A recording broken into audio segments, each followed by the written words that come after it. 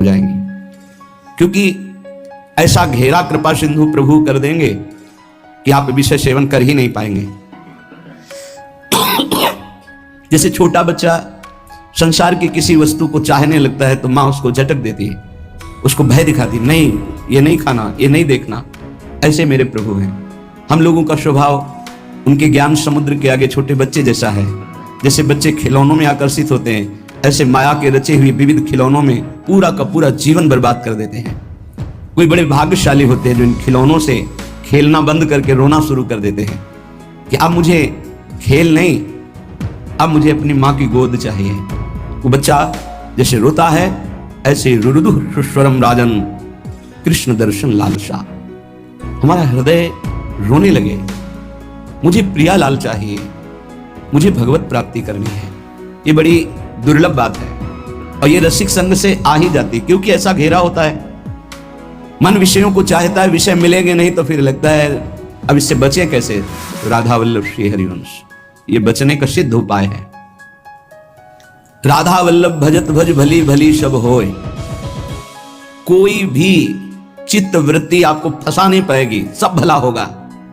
होए विषय विषनाश, होए वृंदावन बस गति, होए सुदृढ़ सत्संग, होए रस रीति अगाधा, होए सुजस जग प्रगट, होए पद प्रीति सुराधा। राधा वल्लभ राधा वल्लभ राधा वल्लभ ये स्वयं जपो और जिनके मुख से निकलता है उनकी चरणों में प्रणाम करो, उनकी चरण धूलि माथे पे धारण करो।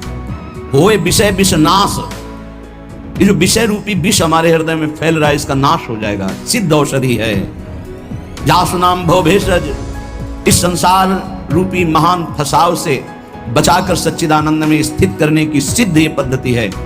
मुख में नाम, हृदय में ध्यान, मान लीजिए, बार बार कर, शाम की भी यही कहा था, मान लीजिए। होए विषय विश्वनाश, होए वृंदावन बस गति, होए सुदृढ़ सत्संग, होए रसरीति अगाधा, होए सुजस जग प्रगट, होए पद प्रीति सुराधा। सब कुछ इसी से प्राप्त हो जाएगा। श्रीपाद प्रबोधानंद जी महाराज कह रहे हैं, यदि आपको रसिकों का संग मिल गया है, वृंदावन वास मिल गया है, तो दोष दर्शन मत करना। क्यों? यहां अगर हमें दोष दिखाई दे रहा तभी तो हम दोष दर्शन करते हैं। तो कह रहे हैं, वृंदावनस्थेष्वप्येत्र दोषा नारोपयन्ति स्थिर जंगमेषु आनंदमूर्ति स्वपराधीनस ते श्री राधिका माधवयो कथम स्युः। जो श्री जी की कृपा से वृंदावन आया, वृंदावन धाम में भले 1-2 दिन ही वास किया, उसको चाहिए कि अपनी दृष्टि बचावे, या जो अखंड वृंदावन वास कर रहा है, किसी भी प्राणी में दोष दर्शन यहां मत करना, क्योंकि सब राधा कृपा कटाक्ष से पूरित हैं। ये अभी उनमें दोष दिखाई दे रहा है लेकिन वो दोषी नहीं होंगे, वो प्रियालाल को प्राप्त होंगे। आप ये विचार कीजिए कि प्रियालाल की कृपा से इनको वृंदावन वास मिला है, इनकी किसी साधना से नहीं मिला है। तो हो सकता है इनमें कोई असाधन हो, इनमें कोई त्रुटि हो, इनका स्वभाव कुछ बिगड़ रहा हो, पर महारानी जी ने पास कर दिया, इन्हें अपने महल में रख दिया है, तो हम इन्हें प्रणाम करते हैं। हम इनके दोष दर्शन नहीं करेंगे। बोले यदि दोष दर्शन किया तो बोले दोष दर्शन यदि किया वृंदावन वासियों के प्रति, वैष्णवों के प्रति, तो राधा माधव कभी आप पर प्रसन्न नहीं हो सकते। फिर जीवन का लाभ क्या रहा? श्री राधिका माधवयो कथम स्युः, वो आपसे कैसे प्रसन्न हो सकते हैं? उनके द्वारा स्वीकार किए हुए नीच जनों पर आप दोष दर्शन करें। नहीं, दोषी हैं तो कहते रहे कि हो सकता है उसमें दोष, पर वो रहेगा नहीं, उसका दोष नष्ट हो जाएगा, क्योंकि प्रियालाल ने स्वीकार किया है। इसीलिए गीता में श्री भगवान जी ने कहा है, अपिचेत सुदुराचारो भजते माम अनन्य भाग साधुर्य समन्तव्य सम्यक व्यवसिता है सा। वो सांगोपांग दुराचार पापाचार करता रहा है, उसके मन में एक बात आ गई कि मैं बहुत पापी हूं, सत्संग सुनकर या जैसे भी, मेरा उद्धार तो सिर्फ भगवान की करुणा से हो सकता है, और उसने अंदर से भगवान का आश्रय ले लिया। अब उसे तुम पापी नहीं कह सकते। भगवान कह रहे हैं साधुर्य समन्तव्य, अब उसे साधु मानो। साधु को साधु मानने के लिए कभी आज्ञा नहीं दी गई। वो साधु नहीं है, वो पाप आचरण करने वाला पापी रहा है, दुराचारी रहा है, पर उसने भगवान का आश्रय ले लिया है। अब भगवान कह रहे हैं करो सत्य ते साधु समानम, मैं साधु बनाऊंगा। अब वो साम दाम और दंड भेद से सीधे रास्ते लाऊं, नकली से बनाऊं असली भगत मेरे मुकुट में। भगवान की विशुद्ध कृपा होती है।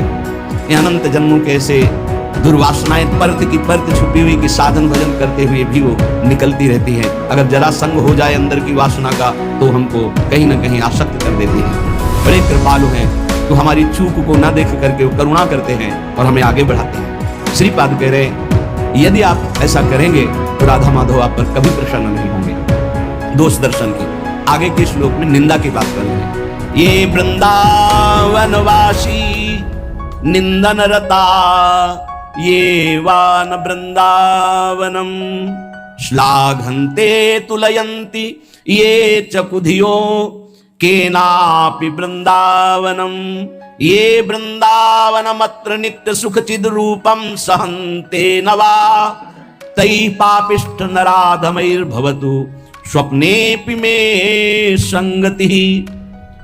जो वृंदावन वासी हैं, जिन्होंने आजीवन वृंदावन वास का नियम ले लिया है, यदि कोई उनकी निंदा कर दे तो श्रीपाद कहते हैं कि पापिष्ठो नराधमई, सारे पुण्य उसके नष्ट हो जाएंगे। वो महापापी कि जो दुर्गति होती है उसको होगी। नराधमई, वो समस्त मनुष्यों में अधम गति को प्राप्त होगा। वैसे भी सिद्धांत में ध्रुवदास जी ने वर्णन किया है, पर निंदा किए ते आवत नहीं कछु हाथ, मूर्ख पर्वत पाप को ले चल अपने साथ। दूसरों की निंदा करने से हाथ तो कुछ लगता नहीं, और पाप की पोटरी सर पर रखकर नरक जाना होता है। और कहीं भक्तन निंदा तो अति बुरी भूल करो जिनको, भक्तों की निंदा तो भूल कर मत कर देना कि सुकृत बहु जन्म की, क्षण में डारे खोए। एक क्षण में निंदा की भक्त वैष्णव महापुरुषों की, सब सुकृत नष्ट हो गए, सब भाव नष्ट हो गया। यदि कहीं तुमको ऐसा लगता है कि ये गलत है तो प्रियाजू से प्रार्थना करो कि मेरी दृष्टि पावन कर दो। आपने इनको पसंद किया, आपने स्वीकार किया, आपके महल में रह रहे पर मुझे दोष दर्शन हो रहा, स्वामिनी मेरी दृष्टि को बदल दो।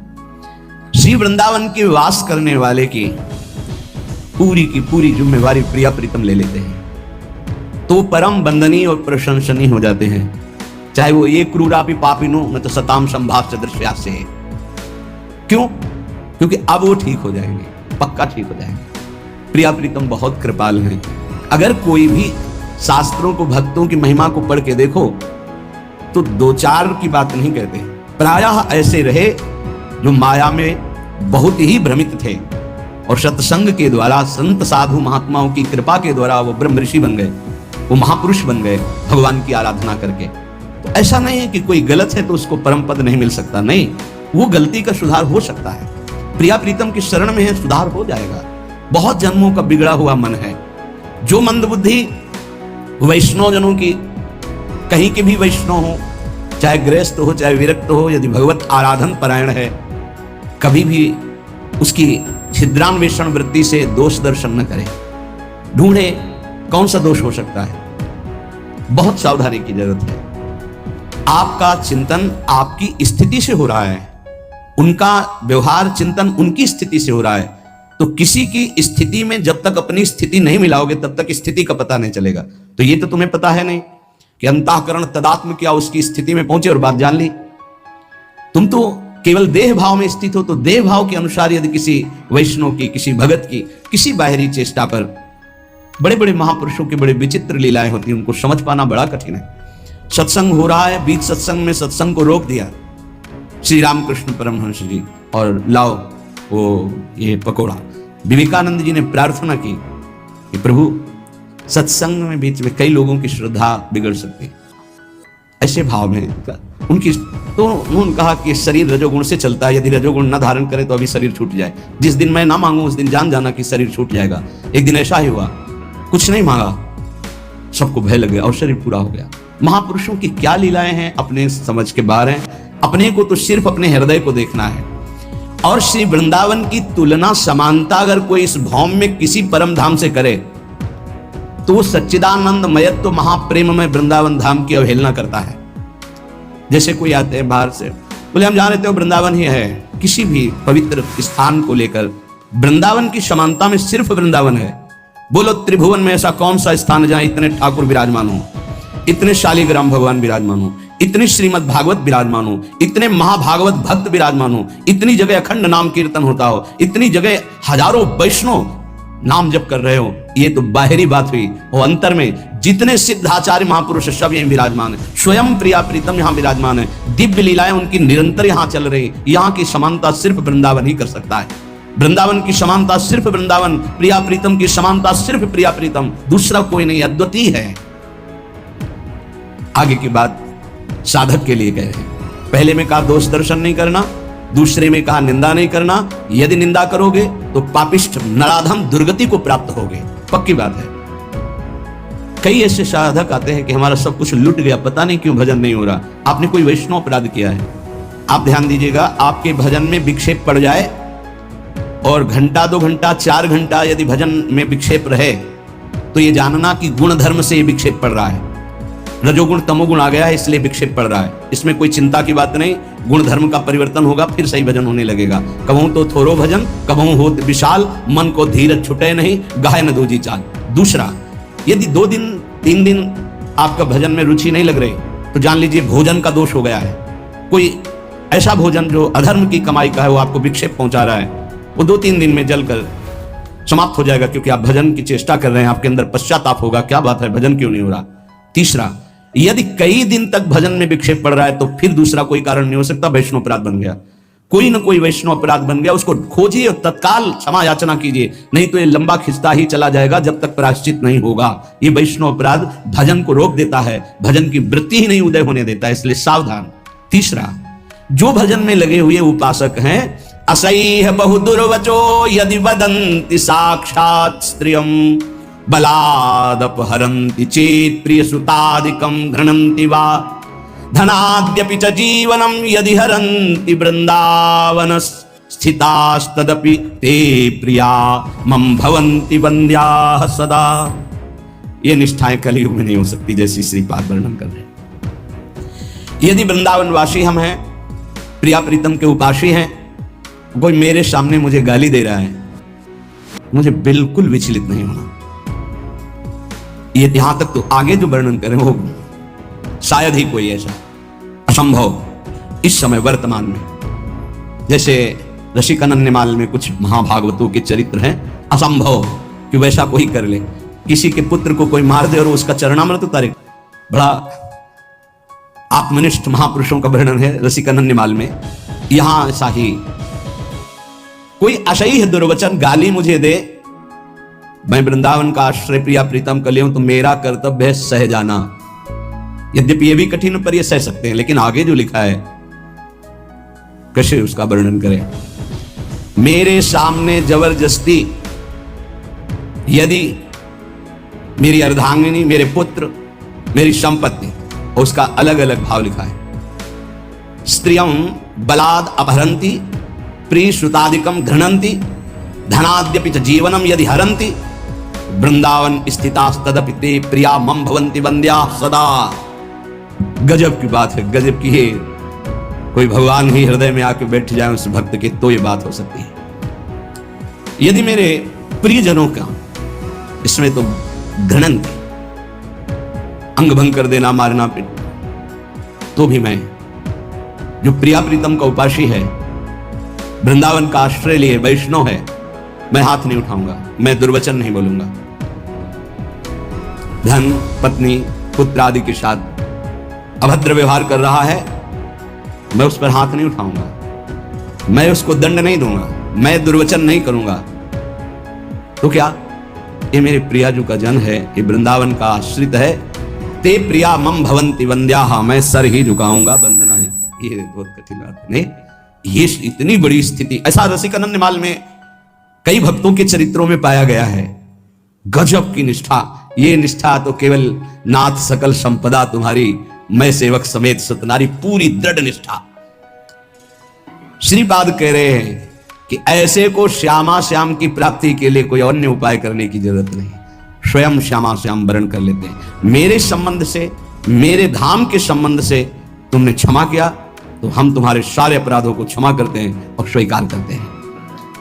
परस्वस्तेयैक व्यसनमपि नित्यं परवधू प्रशक्तं विश्वेशामः बहुधा हिंसकमपि दुराचारं लोभाद्युन्पहतमपि भ्रात तरुणं दिवांधस्तम वृंदावन गत जन्म नाम गणे। श्रीपाद ये वृंदावन में अमृत पूर्ण होने जा रहा है, बड़ी जोर की बात कर रहे हैं। ये बहुत ऊंची कोटि की निष्ठा है। देखो बहुत सावधान रहना, महापुरुषों की आखिरी बातों को समझ पाने के लिए बहुत उत्तम स्थिति होनी चाहिए।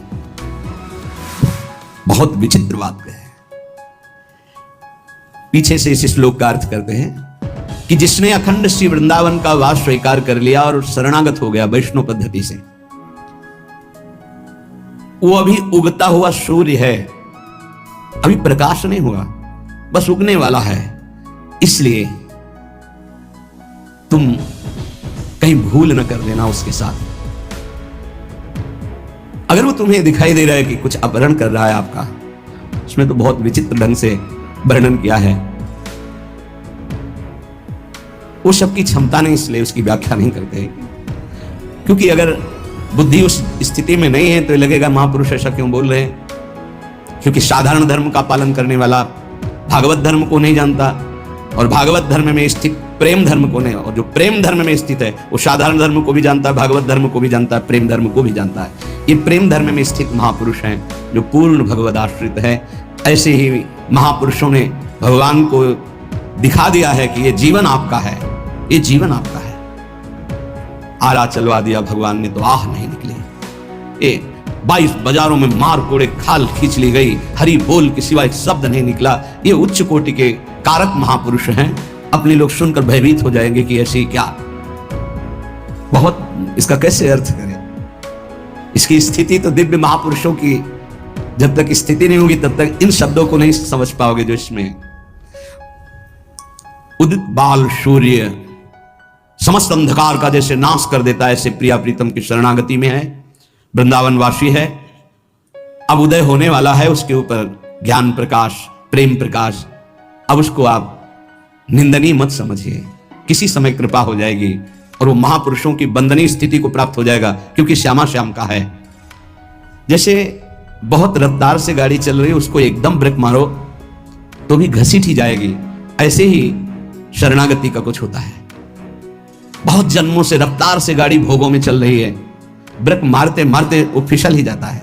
जैसे एक बहुत 100-200 वर्ष का पुराना वृक्ष आंधी से जड़ से उखड़ जाए तो महीनों हरा भरा दूर से दिखाई देता है, यद्यपि उसकी जड़ खत्म हो गई। ऐसे शरणागत श्यामा श्याम का हुआ तो यद्यपि संसार बंधन खत्म हो चुका है, पर काफी दिन तक आपको दिखाई दे सकता है कि संसारी है, इसमें कुछ लक्षण संसारी है। वो तुम्हारा सर्वस्व अपहरण करने वाला हो तो आगे तो कितनी बड़ी बात है, बहुत बड़ी बातें लिख रहे हैं महापुरुष हैं।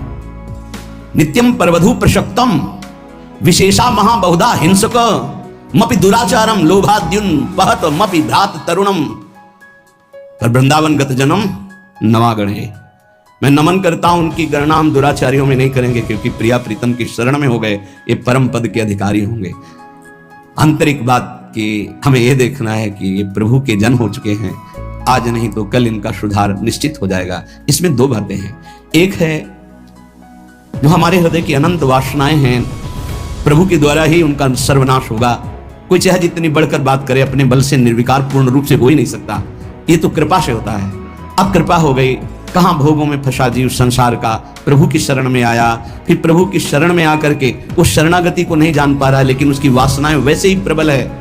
पर उस शरणागति जिनकी हुई वो जान रहे हैं कि मेरे आश्रित हुआ है, मेरी माया प्रबल है, वो चूक ना देख करके अपनी करुणा से उसका परम मंगल कर देते हैं। ये अब इसी भाव को समझ करके ध्रुवदास जी लिख रहे हैं, अवगुण करे समुद्र सम गणत नापनो जान, राई के संभजन को मानत मेरु समान।